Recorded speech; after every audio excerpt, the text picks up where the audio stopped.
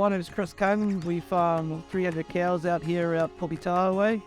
We're split calving, and we've got a 20-side shed here, and we laid these Numats last year. Pretty stoked with them, pretty much, yeah. I'll tell you, there's nothing worse than when a cow falls and she can't get back up. So we wanted something with a bit of grip. That's why we decided to go with mats, and we thought the Numats were the best ones. That's the main reason why we went with them. And the cows, they're great on their feet. Lameness, I mean, we don't have much lameness, but I think it has decreased even more as well. You know, we used to get probably about 12, 15 cows each year, so you know we're probably half that now. But the biggest thing was just to slip, you know, with the cows just slipping in the pit, yeah, going down the race. And also another thing, yeah, when the cows used to kick the cups off with the plastic bowls, yeah, you know, they break on the concrete. So we're not going through as many bowls as we used to because it was the rubbermatic, you know, it's just breaking their fall. It's definitely done what we expected it to do.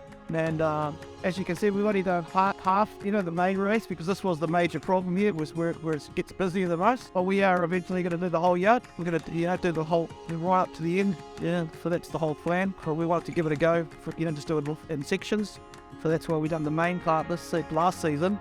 And we'll look at this one in June again to do the rest of it. We had a look at a few other ones as well, but these ones, yeah, I think these ones were the ones for us that we felt at the time. And yeah, they were, I mean, like I said, you know, they were a little bit dearer than the others, but I suppose you get what you pay for, I guess, yeah. If you're gonna get some mats, you know, go for the better grip ones, and the Numats had the best ones in my opinion. I would highly recommend it to anyone that was thinking about rubbermatic